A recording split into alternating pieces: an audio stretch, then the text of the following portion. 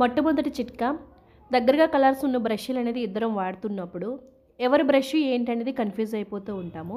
అలా కన్‌ఫ్యూజ్ అవ్వకుండా ఎవరి బ్రష్ వాళ్ళు చేసుకోవడం కోసం ఈజీగా ఉండడానికి ఒక బ్రష్‌కి ఒక 2, 3 స్టిక్కర్‌లు కనుక మనం పెట్టుకొని ఉంచుకున్నట్లయితే బ్రష్ చేసేటప్పుడు కన్‌ఫ్యూజ్ అవ్వకుండా మన బ్రష్ మనం తీసి అయితే చేసుకోవడానికి వీలుగా అయితే ఉంటుంది. రెండవ చిట్కా, బ్రషెస్‌ని ఎప్పటికప్పుడు క్లీన్ చేసుకుంటూ ఉండాలి. లేదు అంటే బ్రష్‌ల పైన ఎంతో కొంత డస్ట్ పడుతుంది. ఇంకా పేస్ట్ కూడా ఎంతో కొంత ఉండిపోయి అదొక బ్యాక్టీరియా లాగా ఫామ్ అయిపోతూ ఉంటుంది. ఇలాంటి బ్రష్‌లు మనం యూజ్ చేయడం వల్ల దంత సమస్యలనేది వచ్చే ఛాన్స్ కూడా ఉంటుంది. అందుకోసం బ్రష్‌లనేది ఎప్పటికప్పుడు క్లీన్ చేసుకుంటూ ఉండాలి. ఇప్పుడు బ్రష్‌ల్ని క్లీన్ చేసి చూపిస్తాను. ఏ బ్రష్‌కి ఆ కప్పు సెపరేట్‌గా తీసుకోవాలి. అన్ని బ్రష్‌ల్ని ఒకే దీంట్లో క్లీన్ చేయకూడదు. ఎందుకు అంటే ఒకరికున్న ఇన్ఫెక్షన్ అనేది ఇంకొకరికి వచ్చే ఛాన్స్ అనేది ఉంటుంది. అందుకోసం 4 కప్స్ తీసుకొని అందులో కొంచెంగా బేకింగ్ సోడా వేసుకొని, నెక్స్ట్ అందులో కొంచెం నిమ్మరసం వేసుకొని, వేడి నీళ్ళు వేసి అందులో బ్రష్‌లు అనేది ఒక 10 నిమిషాలు నానబెట్టినట్టయితే బ్రష్ లోపల ఏమైనా బ్యాక్టీరియా లాంటిది, పేస్ట్ లాంటిది, గట్టిగా పట్టేసిన పేస్ట్ లాంటిది ఇదంతా కూడాను బాగా నానిపోయి బ్రష్‌లు అయితే క్లీన్‌గా అయితే ఉంటాయి. బ్రష్ మునిగేంత వరకు ఇలా వాటర్ అయితే వేసుకొని ఒక 10 నిమిషాలు ఇలా పక్కన ఉంచుకోవాలి. వీక్లీ వన్స్ ఒకసారి బ్రష్‌ల్ని ఇలా క్లీన్ చేసుకున్నట్లయితే దంత సమస్యలు రాకుండా మనం జాగ్రత్త అయితే పడొచ్చు. 10 నిమిషాల తర్వాత నార్మల్ వాటర్‌తోని బ్రష్‌ల్ని క్లీన్ చేసుకొని మనం ఎండబెట్టుకున్నట్లయితే బ్రష్‌ల లోపల ఎలాంటి బ్యాక్టీరియా లేకుండా బ్రష్‌ల్ని నీట్‌గా అయితే ఉంచుకోవచ్చు.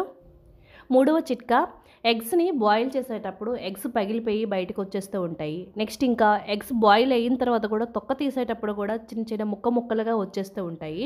అలా జరగకుండా ఉండడం కోసం ఎగ్స్‌ని బాయిల్ చేసేటప్పుడు ఒక చిన్న స్లైసు నిమ్మ చెక్కను కనుక వేసి మనం బాయిల్ చేసుకున్నట్లయితే నిమ్మకాయలో ఉన్న సిట్రిక్ యాసిడ్ వల్ల ఎగ్స్ అనేది మెత్తగా బాయిల్ అవ్వడంతో పాటుగా తొక్క కూడాను అసలు ముక్క అవ్వకుండా చాలా నీట్‌గా కూడా వస్తుంది. 15 మినిట్స్ ఎగ్స్‌ని బాయిల్ చేసుకున్న తర్వాత వేరొక బౌల్‌లో చల్లనీళ్ళు వేసుకొని అందులో ఎగ్స్ అనేది పెట్టుకోవాలి. ఎగ్స్ చూడండి ఒక్కడ కూడాను అసలు పగలకుండా ఎంత బాగా బాయిల్ అయ్యాయో. తొక్క తీసేటప్పుడు కూడాను అంతే నీట్‌గా వస్తాయండి. మనం ఎంత ఫాస్ట్‌గా తొక్కలు తీసినా సరే అవి ముక్కలు అవ్వకుండా చాలా నీట్‌గా అయితే తీసుకోవచ్చు. ఈ విధంగా ఎన్ని ఎగ్స్‌నైనా సరే మనం బాయిల్ చేసుకున్నా సరే ఆ ఎగ్ నుంచే తొక్కనైతే ఈజీగా సెపరేట్ చేసుకోవచ్చు. ఈ చిట్కా అనేది ప్రతి వంటగదిలో ప్రతి మహిళకి ఉపయోగపడుతుందని అనుకుంటున్నానండి. మీకు యూజ్ అయినట్లయితే కిందనే ఉన్న లైక్ బటన్‌ని ఒక్కసారి క్లిక్ చేయండి.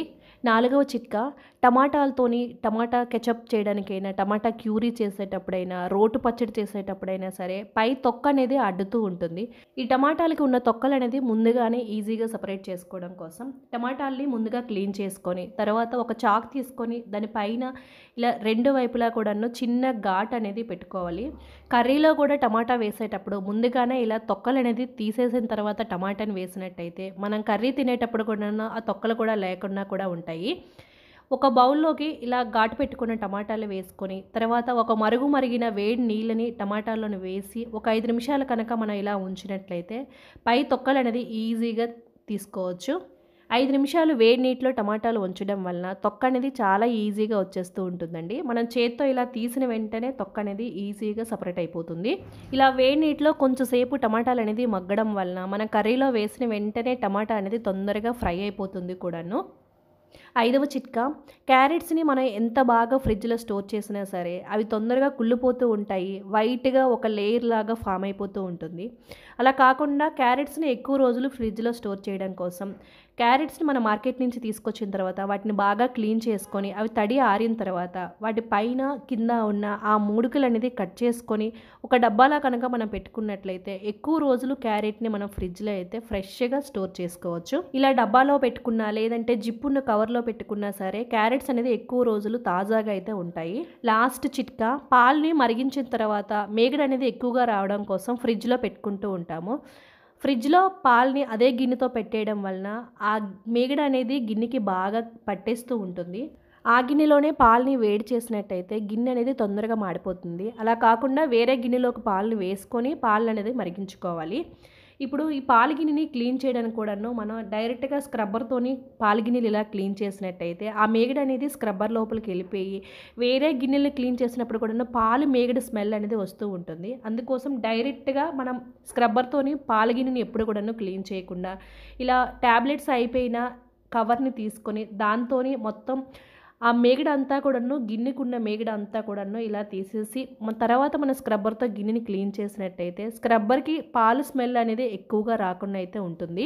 ఫ్రిడ్జ్‌లో పాలు పెట్టడం వల్ల ఆ మేగడ కూడాను గిన్నెకనేది గట్టిగా అంటుకుపోతూ ఉంటుంది. స్క్రబ్బర్ కూడాను తొందరగా పాడైపోతూ ఉంటుంది. అందుకోసం మన ఇలా టాబ్లెట్ కవర్‌తోని ముందుగానే మొత్తం ఆ మేగడంతా కూడాను క్లీన్ చేసేసిన తర్వాత స్క్రబ్బర్‌తో మనం గిన్నెని తోమినట్టయితే స్క్రబ్బర్ అనేది ఎక్కువ రోజులు పాడవకుండా కూడా ఉంచుకోవచ్చు.